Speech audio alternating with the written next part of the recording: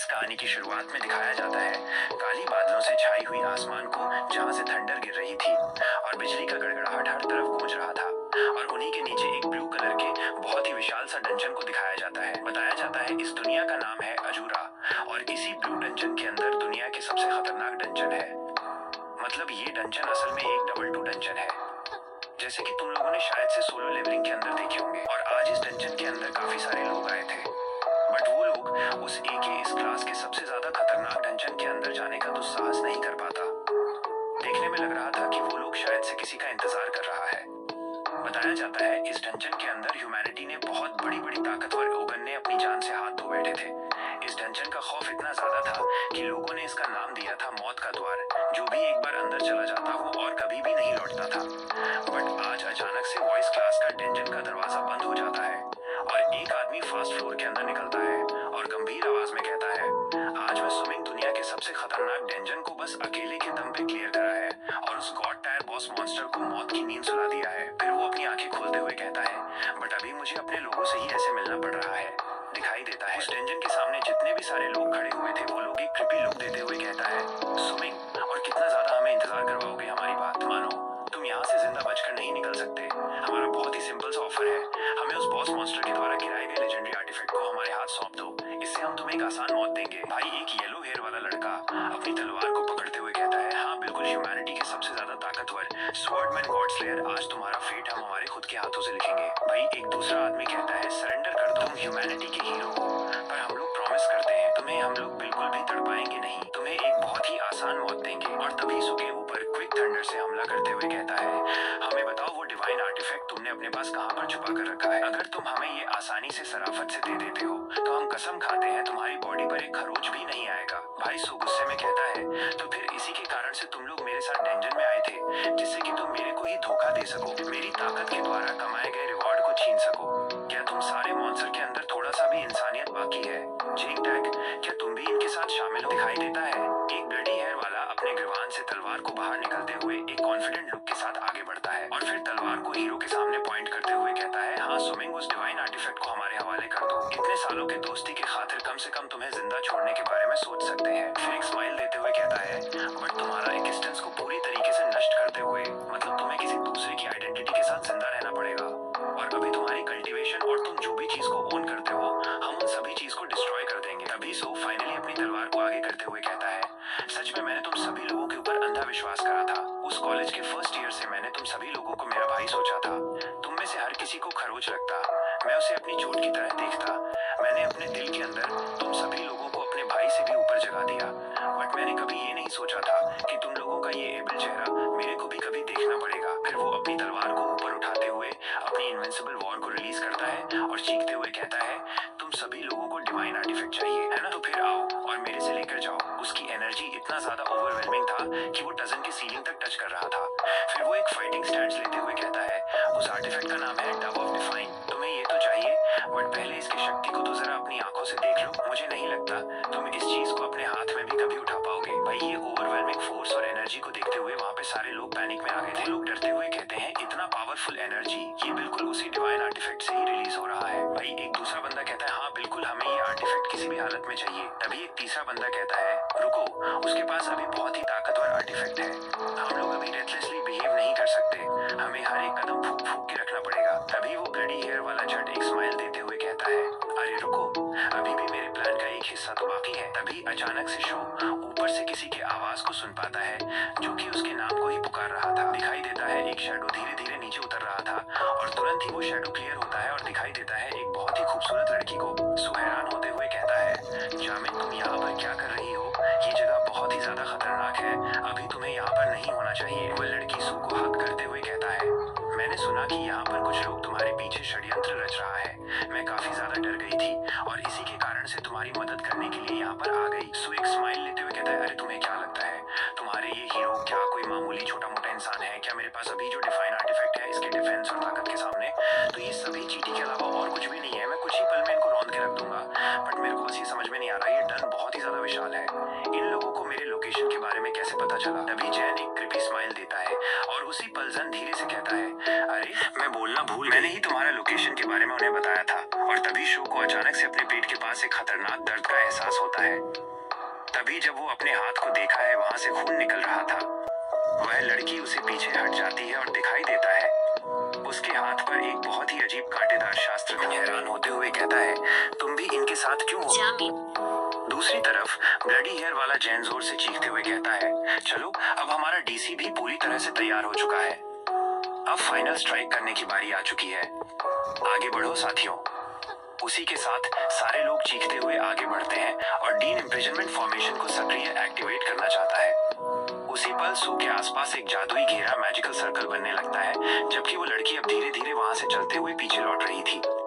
सू को समझ में आता है कि अभी अभी इस जाओमिन ने उसके शरीर के अंदर जिस चीज को इंजेक्ट किया था वो असल में एक फॉर्मेशन था, जिसके अंदर से तुरंत ही जादुई जंजीरें बाहर आने लगती हैं। सू अभी भी जाओमिन द्वारा दिए गए इस धोखे को अपने दिमाग में साफ नहीं कर पा रहा था। वो काफी ज्यादा भ्रमित, कंफ्यूज लग रहा था। वो मन ही मन सोचता है, ये सही में ये कर्ज मार्क जाओमिन ने मुझे दिया है? ऐसा कैसे हो सकता है? मुझे ये मत बताना कि वो पहले से ही मेरे साथ बस खेल रहा था।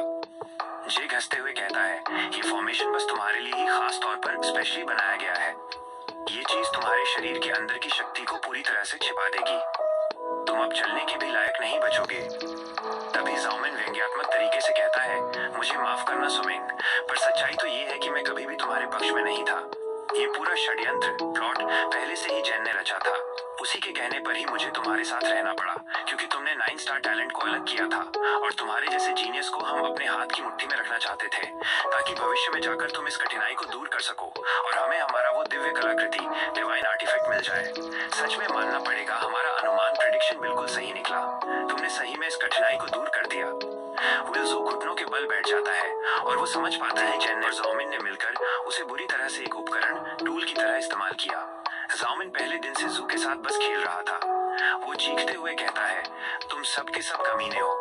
जाओमिन, मैंने हमेशा तुम्हारा ख्याल रखा, हमेशा तुम्हारा साथ दिया, पर तुम मुझे ये अंजाम दे रहे हो। मेन जैन कहता है, खत्म कर दो इसको। उसके साथ सारे एल्केमिस्ट, रसायनज्ञ एक साथ आगे बढ़ते हैं और उनमें से जो भी मेज थे वे लोग अपने माना ब्लास्ट का इस्तेमाल करते हैं। उसी पल अचानक से जमीन को चीरते हुए एक कंकाल स्केलेटन का हाथ बाहर निकलता है और जू अचानक से अपने सामने किसी को देखते हुए पूरी तरह से हैरान हो जाता है।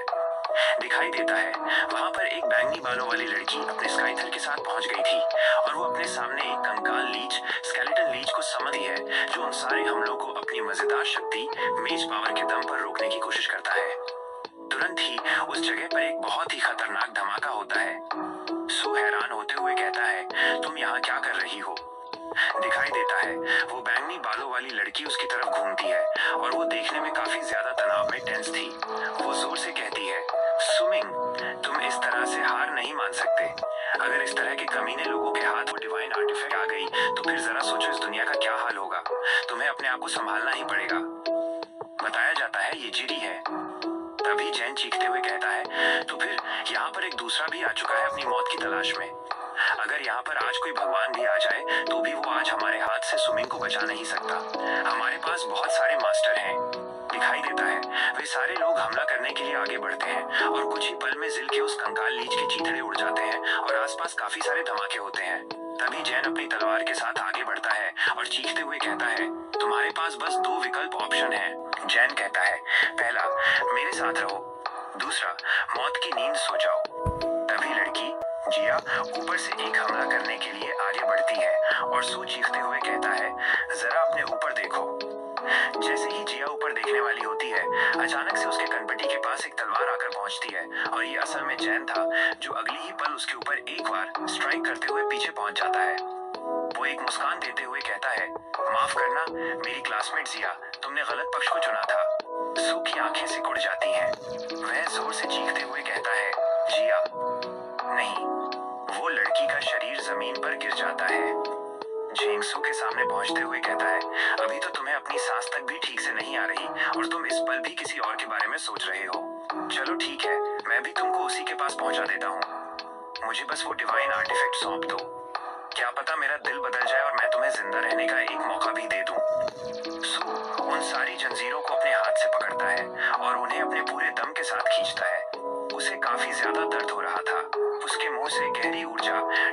एनर्जी से मिला हुआ खून बाहर निकलता है और वो गुस्से में कहता है, तुम सब के सब राक्षस मॉन्स्टर हो। गॉड टायर टेक्निक इंसेंट बर्स्ट सक्रिय। इसी के साथ वो सारी जंजीरों को तोड़ देता है। सारे लोग वहां पर घबरा जाते हैं। यह पावर तो गॉड टायर टेक्निक लग रहा है। तभी उस धुएं से एक हाथ बाहर निकलता है और धीरे से कहता है, जिली तुम यहाँ पर क्यों आई हो? ये असल में सू था। वो उसे पकड़कर उसकी चोटों को देखने की कोशिश करता है और धीरे से कहता है, मुझे माफ कर देना, मैं तुम्हें कभी भी इस हालत में देखना नहीं चाहता था। तभी जिली उसके गालों को पकड़ती है और धीरे से कहती है, सुमिंग, मैं जिंदा रहते तुम्हें कभी भी नहीं पा सकी। अगर हमें मरना ही है तो फिर क्या हम लोग एक साथ रह सकते हैं? कुछ पल के बाद धुआं धीरे धीरे गायब होता है और बीच में सू की तलवार को दिखाया जाता है, जिसके अंदर भी दरारें आ गई थीं। सू जिली को गोद में लेते हुए कहता है, आज से मैं स्विमिंग गॉड की कसम खाते हुए कहता हूँ कि अगर मुझे दोबारा से जीने का मौका मिलता है, मैं तुमको नरक का असली एहसास करवाऊंगा। तुम लोगों को एक ऐसी जिंदगी तोहफे में दूंगा जिससे तुमको मौत भी ज्यादा हसीन लगेगी। सारे लोग काफी ज्यादा हैरान हो जाते हैं। झाओमिन डरते हुए कहता है, और एक विनाश क्या आ गया है? तभी जैन की आंखें सिकुड़ जाती हैं। वो परेशान होते हुए कहता है, लगता है वो अपने साथ उस डिवाइन आर्टिफैक्ट को लेते हुए उस नष्ट होते हुए डंजन के अंदर कूदने जा रहा है। सारे लोग जल्दी से उसे पकड़ो, हमें वो डिवाइन आर्टिफैक्ट किसी भी हालत में चाहिए। वहीं दिखाई देता है सू के पीछे से उस क्लास का डंजन अभी भी गायब हो रहा था। तभी सू उस चट्टान क्लिफ से नष्ट होते हुए उस डंजन की तरफ कूद जाता है और हवा में उस डिवाइन आर्टिफैक्ट को उछालते हुए कहता है, तुम्हें ये चाहिए है ना, तो फिर आओ और मेरे से लेकर जाओ। सारे लोग चट्टान के एकदम किनारे एज पर आके खड़े हो जाते हैं। वो लोग और आगे नहीं बढ़ पाते। वहीं दिखाई देता है ये आर्टिफैक्ट असल में एक सुनहरे रंग का चमकता हुआ रिंग था, जिसके ऊपर काफी सारे छोटे छोटे पत्थर लगाए गए थे। जब सब शांत होता है, कुछ समय के बाद एक छोटी सी रोशनी को दिखाया जाता है। कोई कहता है कि मैं मर चुका हूँ, पर वो रोशनी धीरे धीरे बड़ी होने लगती है और तभी अचानक से वो अपने हाथ को देख पाता है, जिसके ऊपर आसमान से गिरते हुए कुछ छोटे छोटे रंगीन कागज कलर फाइल पेपर आकर गिरते हैं। और तुरंत वो अपनी आंखें खोलकर देखता है कि उसके सामने एक बहुत ही सुंदर सा भवन बिल्डिंग था और कोई एक माइक को लेते हुए अपने गले को टेस्ट करता है और फिर घोषणा ऑफ अनाउंस करते हुए कहता है, सारे लोग तैयार हो जाओ। हमारे जूनसिंग एकेडमी के अंदर 127वां अवेकनिंग सेरेमनी शुरू करा जाता है। आज तुम सभी लोगों को अपना अपना अवेकनिंग क्लास मिलेगा। तभी दिखाई देता है पहले में एक मोटा सा लड़का अपने क्लास को सक्रिय एक्टिवेट करता है, जो कि था 3 स्टार का लाइफस्टाइल क्लास एन्चेंटर। लोग कहते हैं ये भी बहुत ही बढ़िया है, पर लग रहा है आज के दिन सारे लाइफस्टाइल वाले ही जागृत अवेकन कर रहे हैं। कोई भी वॉरियर या फिर कॉम्बैट क्लास का दिखाई नहीं दे रहा। तभी सू महसूस रियलाइज करता है कि वो असल में दोबारा से अपने 18 साल की उम्र पर जब अवेकनिंग सेरेमनी हो रहा था, उस वक्त पुनर्जीवित रिबॉर्न करा है। वो हैरान होते हुए कहता है, ये तो बिल्कुल वही दृश्य सीन है जो कि मैं पहले भी देख चुका हूँ। क्या मैं सही में टाइम ट्रेवल करते हुए अपने अतीत में लौट आ गया? और ये जो लड़का है जो कि अभी अभी अपनी आंख को जागृत करा है, ये वांग क्विंग है, जो कि पहले काफी ज्यादा मोटा हुआ करता था और लोग उसे फैटी वांग नाम से जानते थे। और इसने पिछली बार भी 3 स्टार का एन्चेंटर क्लास में जागृत करा था। और अगर सोचा जाए तो फिर इसके बाद ली सोंगयांग जाएगा, जो कि एक वॉरियर क्लास में जागृत करेगा, जिसके पास 2 स्टार का एट्रीब्यूट रहेगा। इसके बाद क्वीन लू, जो कि फेल हो जाएगा, और उसके बाद सोंगली, जो कि एक बैटल मेज होगा। वो प्रोफेसर भी घोषणा करते हुए कहता है, तो ली सोंगयांग सफलतापूर्वक successfully 2 star warrior combat class में जागृत करा है। फिर दूसरा वन यू, और ये सही में फेल कर जाता है। और उसके बाद सोंगली, और ये सही में बैटल मेज कॉम्बैट क्लास में जागृत होते हुए अपनी बॉडी को फ्लेक्स करने लगता है। वही सू ये सब कुछ देखता है और एक स्माइल देते हुए कहता है, तो फिर सही में ये हो रहा है। मैं दोबारा से अपने अतीत में लौट आ चुका हूँ और दोबारा से अतीत अपने आप को दोहरा रहा है।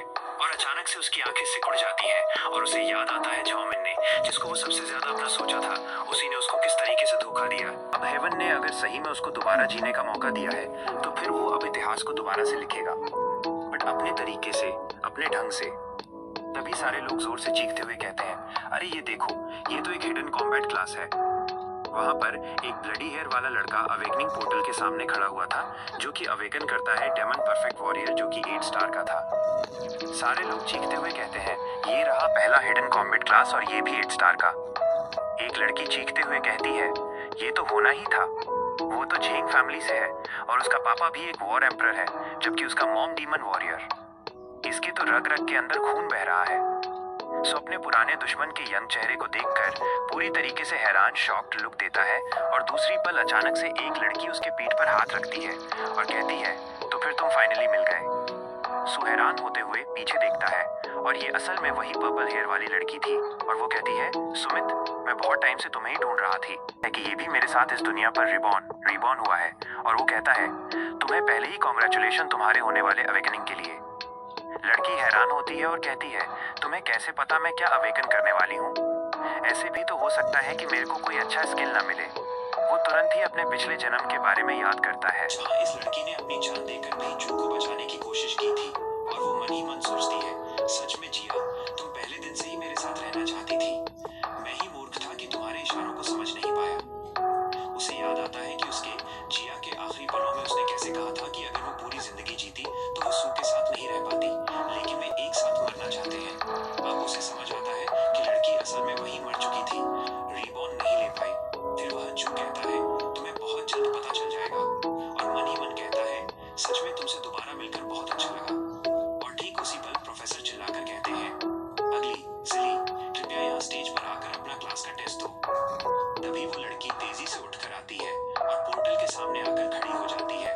प्रोफेसर कहते हैं, इस पोर्टल के अंदर अपना हाथ रखो। सिली अपना हाथ आगे बढ़ाती है और उसी क्षण चारों ओर एक अजीब नीले रंग की ऊर्जा बहनी शुरू हो जाती है, जो तुरंत ही बहुत तीव्र शक्ति के साथ बाहर निकलती है। सब लोग चिल्ला उठते हैं, ये तो फिर से एक हिडन कॉम्बैट क्लास है। क्या लगातार 2 हिडन क्लास? और इसने तो 7 स्टार नेक्रोमेंसी की शक्ति सक्रिय कर दी। ज्यादातर लोग बहुत हैरान और हक्के बक्के हो रहे थे। जो नायक एकदम शांत चेहरे से मुस्कुराता है और मन ही मन सोचता है, किस्मत को ऐसे ही मेरे पक्ष में होना चाहिए, क्योंकि अगली बारी मेरी है। और तभी घोषणा की जाती है, अगला छात्र जूमिन, स्टेज पर आओ।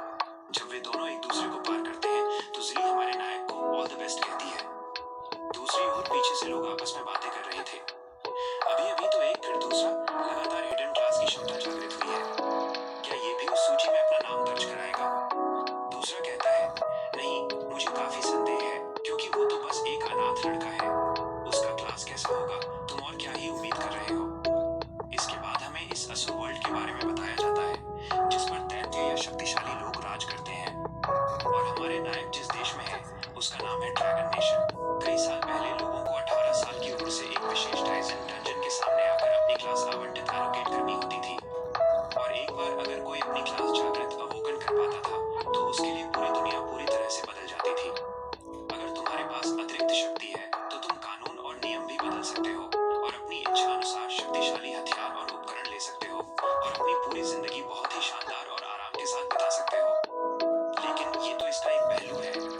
दूसरी ओर उन सभी लोगों को हमेशा कुछ बहुत खतरनाक मॉन्स्टर बीस्ट के साथ अपनी जान की बाजी लगाकर लड़ना पड़ता था, जहाँ बस 2 ही विकल्प थे, पहला जिंदा रहना और दूसरा उस मॉन्स्टर का शिकार हो जाना। और अगर तुम्हारी किस्मत अच्छी हुई तो शायद तुम वहां से जिंदा भी लौट सकते हो। नायक उस पत्थर के सामने आकर खड़ा होता है और मन ही मन सोचता है, एक अनाथ होने के कारण मुझे हमेशा सरकार से स्कॉलरशिप मिलती थी। वो सोचता है, पिछले जन्म में मैं बहुत भाग्यशाली था, जिसकी वजह से मुझे एक अंतिम कौशल अल्टीमेट स्किल मिला था, लेजेंडरी गॉड स्लेयर क्लास, जो 9 स्टार इनेट एट्रीब्यूट का था। और आज फिर वही दिन, वही समय, वही लोग, लेकिन मैं अलग हूँ। चलो यहाँ के सब लोगों को एक नया जादू दिखाता हूँ। इसके साथ ही प्रोफेसर हैरान होकर कहते हैं, सच में क्या हम लेजेंडरी लेवल के 9 स्टार एट्रीब्यूट या उससे भी ऊंचे स्तर के किसी को जागृत होते देखने जा रहे हैं? आसमान में देखकर सभी छात्र छात्राएं पूरी तरह से स्तब्ध रह गए थे। लोग चिल्लाकर कहते हैं, अब मुझे ये मत कहो कि ये वो तीसरा व्यक्ति है जो हिडन क्लास जगाने वाला है। ये तो पूरी तरह से पागलपन है। हमारे सू के लिए ये सब बहुत आसान था, क्योंकि वो जानता था कि उसे क्या मिलने वाला है।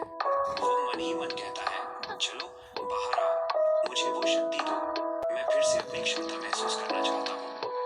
तभी अचानक वो सामने कुछ देखकर पूरी तरह हैरान हो जाता है। वो उस लेजेंडरी क्लास की अंगूठी को पाता है और वो मन ही मन सोचता है, क्या ये चीज भी पिछले जन्म से मेरे पास यहाँ चली आई है? वो उस अंगूठी को देखकर हैरान हो रहा था। तभी अचानक उसके सामने एक सिस्टम खुलना शुरू होता है। वहाँ कहा जाता है, ultimate God slayer class system आपके साथ जुड़ रहा है। ये सिस्टम आपको एक एकदम नया क्लास देगा, जो है मिथिक क्लास स्वॉर्ड गॉड। नायक सोचता है, मिथिक क्लास और स्वॉर्ड गॉड, ये तो पिछली बार से पूरी तरह अलग है। दूसरी ओर भूकर बादलों से बने एक अजीब बवंडर का रूप लेना शुरू कर देता है। ठीक उसी समय हमारे नायक के सामने अंजन असर से एक तरसोड़ का चेहरा दिखाया जाता है। ऊपर से प्रोफेसर भी पूछते हैं, छात्र सू, क्या तुम्हारा अवेकनिंग पूरा हुआ? उधर तो सू का हाल खराब था। वो इन सभी की बातों को नजरअंदाज करते हुए कहता है, अगर मेरे पास कोई कौशल, स्किल ही नहीं रहेगा तो फिर एवोकेन होने का क्या मतलब है? क्या मैं सभी की चीजों को अपग्रेड करता रहूंगा? ये तो बिल्कुल अर्थहीन हो जाएगा। इससे ज्यादा बेकार का सिस्टम मैंने आज तक नहीं देखा। तभी एक नोटिफिकेशन आता है, लगता है यूजर को कुछ स्किल वगैरह चाहिए, लेकिन इसके लिए पहले उसे एक अंगूठी देकर अपनी पहचान, आइडेंटिफिकेशन को पूरा करना पड़ेगा। नायक तैयार होता है और अपने पास से उस सुनहरी अंगूठी को बाहर निकालता है और उसे उस सिस्टम के बीच में डाल देता है। तभी नोटिफिकेशन आता है, सिस्टम ने रिंग ड्यू डिफाइन को पहचान लिया है और इसी के साथ पहचान, आइडेंटिफिकेशन भी पूरी होती है। नायक के सामने सिस्टम से बहुत ही ज्यादा सुनहरी ऊर्जा, गोल्डन एनर्जी निकलती है और तुरंत ही ये ऊर्जा आसमान छू जाता है। प्रोफेसर सोचते हैं, यहाँ पर हो क्या रहा है? इतना ज्यादा ताकतवर ऊर्जा का झटका, क्या ये स्काई एवोकेनिंग पूरा हुआ? दिखाई देता है, आसमान में 10 स्टार लिखा हुआ चमक उठता है। प्रोफेसर पूरी तरीके से हैरान होते हुए कहते हैं, सच में इसने सबसे ज्यादा दुर्लभ रेयर 10 स्टार को एवोकेन कर लिया है और ये भी एक हिडन क्लास है जो कि है स्वॉर्ड मास्टर। सारे ऑडियंस के छात्र परेशान होते हुए कहते हैं, ये तो पूरी तरीके से राक्षसी मॉन्स्टर्स है। 10 स्टार कोई मजाक की बात नहीं है। लगता है इस बार का टॉप स्कोरर यही होने वाला है। वही जेंग के पीछे से एक बंदा कहता है, मैंने सोचा था इस बार तो जेंग टैंग ही 8 स्टार डेमन हैमर वॉरियर की एबिलिटी के साथ टॉप रैंकर होने वाला है, पर इस लड़के ने तो सबकी उम्मीदों को पूरी तरीके से तोड़ दिया है। किसी ने कभी नहीं सोचा होगा कि यहाँ पर कोई ऐसा भी एवोकेन कर पाएगा। जेंग ये सब बातें सुनते हुए काफी ज्यादा परेशान हो जाता है। प्रोफेसर एक मुस्कान के साथ गर्व होते हुए कहते हैं, इस बार का बैनर ऑफ द ईयर बेशक जू मिंग ही बनने वाला है और इस बार के स्कूल की सारी जगहों पर जू की तस्वीर को ही बैनर वगैरह में इस्तेमाल किया जाएगा। पर सच में न केवल कई लोगों ने हिडन क्लास को एक्टिव किया, बल्कि किसी ने हैवन चूजन 10 स्टार इननेट एट्रीब्यूट को भी एवोकेन किया है। पर फिर भी स्वॉर्डमैनशिप की सारी टाइप्स में से स्वॉर्ड मास्टर को बहुत ही कमजोर माना जाता है। लेकिन 10 स्टार इननेट एट्रीब्यूट के साथ मुझे पक्का विश्वास है कि जू मिंग का भविष्य बिल्कुल सीमाहीन, लिमिटलेस होने वाला है। जू किसी से बात किए बिना बिल्कुल धीरे धीरे स्टेज से उतरते हुए पीछे जाने लगता है। तब प्रोफेसर घोषणा करते हुए कहते हैं, स्कूल के प्रिंसिपल होने के नाते मैं घोषणा करता हूँ कि इसके बदले में हम लोग जू मिंग को पूरे कल्टीवेशन रिसोर्सेज और हर तरीके से समर्थन करने की कोशिश करेंगे। वहीं अचानक से सारे लोगों के बीच एक अजीब सी फुसफुसाहट शुरू हो जाती है। सारे लोग कहते हैं, क्या ये तो स्वॉर्ड मास्टर है?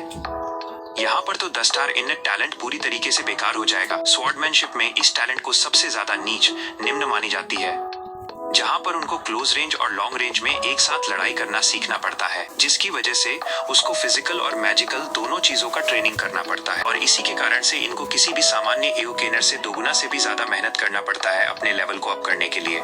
सच में इसका टैलेंट बस किताबों के अंदर पढ़ने में ही मजा आएगा, असली जिंदगी में इसका कोई भी सही का फायदा नहीं मिलेगा। पीछे से एक बंदा कहता है, सच में भगवान, जब एक दरवाजा खुलता है तो फिर दूसरा दरवाजा अपने आप से बंद हो जाता है। जू उन सभी ठंडी नजरों से देखता है और मन में सोचता है, तो फिर तुम सभी लोगों की नजरों में स्वॉर्ड मास्टर की कोई औकात नहीं है। चलो कोई ना। और उसी वक्त जिली आती हुई सू का नाम पुकारती है और सू को उसके एवोकेन के लिए प्रशंसा करती है। वो चिंतित होती हुई कहती है, देखो, आसपास के लोगों की बातों को सुनकर अपने दिल को दुखी मत करो। तुम्हारे 10 स्टार के टैलेंट के साथ तुम जरूर से भविष्य में बहुत ही बड़े बड़े मील के पत्थर, माइलस्टोन को हासिल करोगे। बस इसमें थोड़ा सा वक्त की जरूरत है। वहीं जू उसकी तसल्ली के लिए धन्यवाद कहता है और हंसते हुए कहता है, ये लोग क्या बोलते हैं, इससे मेरे को कोई भी फर्क नहीं पड़ता। इनफैक्ट मैं तो इनकी बातों को सुनकर काफी ज्यादा खुश हूँ और मैं यही चाहता था कि वो लोग इसी तरीके की चीजों के बारे में सोचें। वो लड़की सू के इस तरीके की बातों को सुनकर काफी ज्यादा हैरान होती है और तभी अचानक से जू का नजर शांत पड़ जाता है और वो पीछे सुनता है, अगला छात्र स्टेज पर आओ। सारे छात्र बहुत ही उत्सुक होते हुए कहते हैं, वो देखो, वो आ रही है, वो कितनी ही ज्यादा खूबसूरत और गॉर्जियस है। दिखाई देती है वो लाल बाल वाली, और यही लड़की आगे भविष्य में जाकर हमारे नायक को धोखा दिया था। वो अपने ढंग से चलती हुई आती है। वहीं दूसरी तरफ झन भी मुस्कुराते हुए उसको देखता है और जब झाओ स्टेज पर चढ़ती है, झन उसको प्रेरित करते हुए कहता है, चिंता मत करो, तुम जरूर से कर लोगी। वहीं दूसरी तरफ जिली मुस्कुराते हुए कहती है, जरा देखो, यहाँ पर सारे लोग जामिन बहुत ही बड़े फैन हैं और उसकी खूबसूरती की तारीफ तो करनी ही पड़ेगी। जू बिल्कुल इन सबको नजरअंदाज करते हुए वहां से जाने लगता है। लड़की पीछे से पूछती है, सू मिंग, अभी तक सेरेमनी खत्म नहीं हुई और क्या तुम झाओ की एओकेनिंग को नहीं देखोगे? जू वहां से जाते हुए कहता है, मेरे को इन सब में कोई भी दिलचस्पी नहीं है। और वो मन ही मन सोचता है, ये लड़की पिछली बार मेरे टैलेंट के द्वारा अपने आप को बहुत ज्यादा बढ़ा रही थी। मैंने उसको हर तरीके से मदद किया अपने आप को और भी ज्यादा ताकतवर बनाने के लिए, पर अंत में आकर उसने बिना किसी झिझक के मेरे को धोखा दिया। या फिर कहें तो मेरी मौत के पीछे भी इसका ही सबसे बड़ा हाथ था। मैं कसम खाता हूँ, मैं अपना बदला लेकर छोड़ूंगा। उधर जामिन क्यू ऑक्यू से ऊपर उठती है और पीछे से सारे स्टूडेंट्स उसके लिए उत्साह कर रहे थे। जामिन बस पीछे घूमते हुए एक मुस्कान देती है। दृश्य बदलता है जू के पास। वह साधारण रूप से शहर के बीच से चलते हुए जा रहा था और वो मन ही मन सोचता है, ये शहर, ये रास्ता, ये जगह बिल्कुल भी नहीं बदला है। ये सब बिल्कुल मेरी पिछली लाइफ की तरह ही है, केवल मेरे इस एओकेनिंग सिस्टम को छोड़कर। वहां एक स्किल दिखाया जाता है, टोटल कंसीलमेंट। इसके माध्यम से वो अपने लेजेंडरी लेवल के स्किल और उपकरण, इक्विपमेंट और क्लास के नाम को बदलकर उनको और भी ज्यादा ताकतवर या फिर कमजोर दिखा सकता है। मतलब सीधी तरीके से कहा जाए तो फिर वो किसी भी चीज के लेवल को फर्जी फेंक दिखा सकता है। जैसे कि कोई चीज एस क्लास की हो, वो उसे सी क्लास या फिर डी क्लास का दिखा सकता है, और वैसे ही इसका उल्टा भी हो सकता है। और इसी स्किल का इस्तेमाल करते हुए हीरो ने अपने स्वॉर्ड गॉड क्लास का नाम बदलकर स्वॉर्ड मास्टर कर दिया था, जिससे कि ये ज्यादा लोगों का ध्यान न खींचे। हीरो सोचता है, एओकेनिंग के वक्त जब उसने रिंग को सिस्टम के अंदर डाला था, तभी उसको रिंग के अंदर से अपने पिछले जन्म के गॉड स्लेयर क्लास से 4 स्किल वापस से अपने इस जन्म में मिलती हैं और हीरो को नया क्लास दिया जाता है स्वॉर्ड गॉड का। उसी के साथ उसका सिस्टम प्रोफाइल दिखाया जाता है, जहां पर उसका शक्ति, पावर, संविधान, कॉन्स्टिट्यूशन, तेजी, एजिलिटी, आत्मा, स्पिरिट और भाग्य लक सबके सब 10 के आसपास थे, जबकि लेवल उसका 1 था और अनुभव, एक्सपीरियंस 0। टैलेंट था यूनिवर्सल एसेंसर, जिससे कि वो किसी भी चीज को अपग्रेड कर सकता है। क्लास था स्वॉर्ड गॉड और 4 स्किल जो कि उसको पिछली लाइफ से मिली थी, जो थी God slayers blade, total concealment, shadow step और इनसाइटफुल आई। इन सभी के बारे में हमें धीरे धीरे पता चलता रहेगा। हीरो सोचता है, मेरे पास अभी एक बहुत ही कीमती सामान है और मैं इस चीज को अभी के समय मेरे पास सुरक्षित रखने के लायक नहीं हूँ। फिर मेरे को अपनी सारी स्किल को गोपनीय कंसील करके रखना पड़ेगा, जिससे कि लोगों को इसके बारे में कुछ भी पता न चल सके। लेकिन इन सब के बावजूद मेरे 10 स्टार टैलेंट को छुपाए रखना बिल्कुल मुश्किल है। पर मैं लोगों को मेरे स्वॉर्ड मास्टर के ही टैलेंट के बारे में बताऊंगा, न कि मेरे असली क्लास स्वॉर्ड गॉड वाले।